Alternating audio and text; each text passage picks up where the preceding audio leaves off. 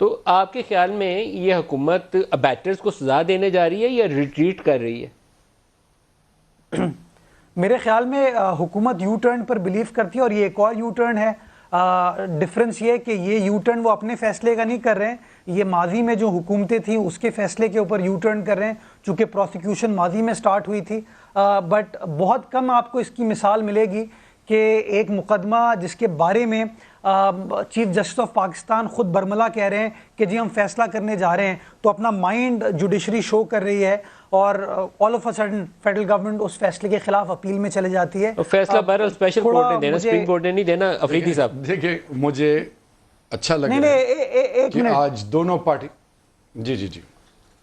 جی وہاں بھائی بولیں آپ۔ میں نے قطعی ندیم صاحب میں نے نہیں کہا کہ فیصلہ جو ہے سپریم کورٹ دے رہی ہے، میں نے صرف آپ کو وہ بتایا سٹیٹمنٹ جو کہ آپ نے سب کو سنوایا کہ آصف سعید کھوسہ صاحب چیف جسٹس آف پاکستان نے اپنے سٹیٹمنٹ میں کہا کہ اب ہم یہ فیصلہ کرنے جا رہے ہیں، ہم سے مراد ہے آزاد عدلیہ۔